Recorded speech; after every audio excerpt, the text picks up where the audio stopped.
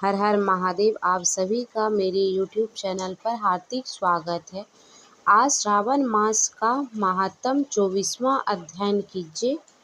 ईश्वर बोले, हे ब्रह्मपुत्र, पूर्व कल्प में दैत्यों के भार से अत्यंत पीड़ित हुए पृथ्वी बहुत व्याकुल तथा दीन होकर ब्रह्मा जी की शरण में गई। उससे मुख से वृतांत सुनकर ब्रह्मा जी ने देवताओं के साथ क्षीरसागर में विष्णु के पास जाकर स्तुति के द्वारा उनको प्रसन्न किया। तब नारायण श्री हरि सभी दिशाओं में प्रकट हुए और ब्रह्मा जी के मुख से संपूर्ण वृतांत सुनकर बोले, हे देवताओं, आप लोग डरे मत। मैं वसुदेव के द्वारा देवकी के गर्भ से अवतार लूँगा और पृथ्वी का संताप दूर करूँगा।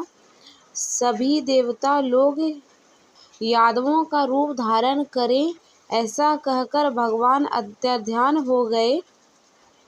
समय आने पर देवकी के गर्भ से उत्पन्न हुए वसुदेव ने कंस के भय से उन्हें गोकुल पहुँचा दिया और कंस का विनाश करने वाले उन कृष्ण का वहीं पर पालन पोषण हुआ। बाद में मथुरा में आकर उन्होंने अनुचरों सहित कंस का वध किया। तब पुरवासियों ने आदर पूर्वक यह प्रार्थना की, हे कृष्ण महायोगी, हे भक्तों का अभय देने वाले, हे शरणागत वत्स, हम कुछ निवेदन करते हैं, इससे आप कृपा करके हम लोगों को बताइए। आपके जन्मदिन के कृत्य कोई कहीं भी नहीं जानता। वह सब आपसे जानकर हम सभी लोग उन जन्मदिन पर वार्तावन नामक उत्सव मनाएंगे। अपने प्रति उनकी भक्ति श्रद्धा तथा को देखकर कृष्ण ने अपने जन्मदिन के संपूर्ण कृत्य को उनसे कह दिया। उससे सुनकर उन पुरवासियों ने भी विधि विधान पूर्वक उस व्रत को किया। तब भगवान ने प्रत्येक व्रतकर्ता को अनेक वर प्रदान किए।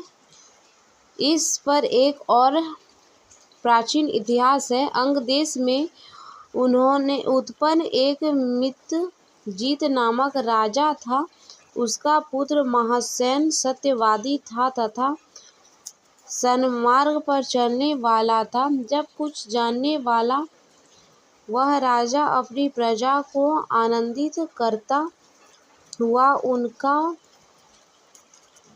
विधिवत पालन करता था। इस प्रकार करते हुए उस राजा का अकस्मात देवयोग से पाखंडियों के साथ बहुत काल पर्यंत साहचर्य हो गया और उनके संसर्ग से वह राजा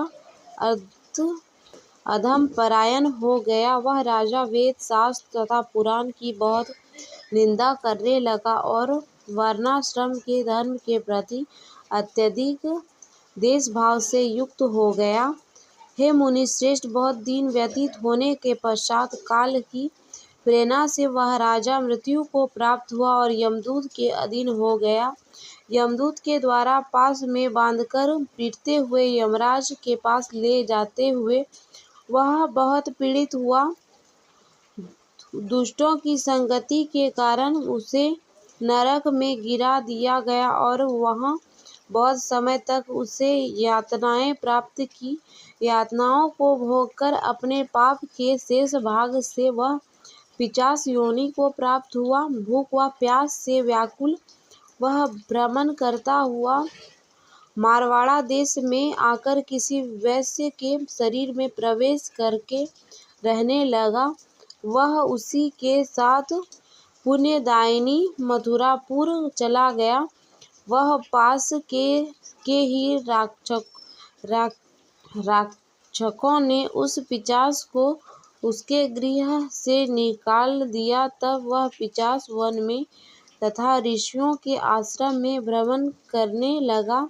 किसी समय देवयोग से श्री कृष्ण जन्माष्टमी के दिन व्रत करने वाले मुनियों तथा द्विजों के द्वारा महापूजा तथा आदि के साथ रात्रि जागरण किया जा रहा था। वहां पहुंचकर उससे विधिवत सब कुछ देखा और श्री हरि की कथा श्रवण किया।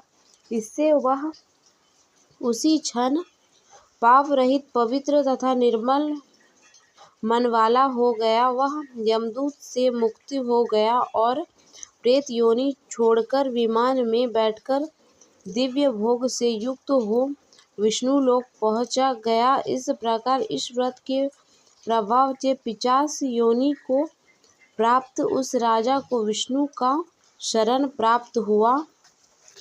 हे ब्रह्मपुत्र, वहां बैकुंठ में 1 लाख वर्ष तक देव विमान में आसीन होकर नाना विधि सुख का उपभोग करके अविशिष्ट पुण्य के कारण इस लोक में आकर सभी ऐश्वर्य से समृद्ध तथा सभी अशुभों से रहित होकर महाराजाओं के कुल में उत्पन्न होता है। वह कामदेव के समान स्वरूप वाला है। जिस स्थान पर कृष्ण जन्म उत्सव की उत्सव विधि लिखी हो अथवा सभी सौंदर्य से युक्त श्री कृष्ण जन्म सामग्री किसी दूसरे को अर्पित की गई हो अथवा उत्सव पूर्वक अनुष्ठान व्रतों से श्री कृष्ण की पूजा की जाती हो, वहाँ शत्रु का भय कभी नहीं होता।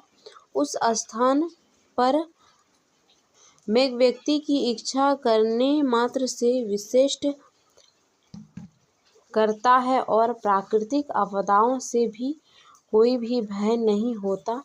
जिस घर में कोई देवकी पुत्र कृष्ण के चरित्र की पूजा करता है, वह घर सब प्रकार से समृद्ध रहता है और वहाँ भूत प्रेत आदि बाधाओं का भय नहीं होता।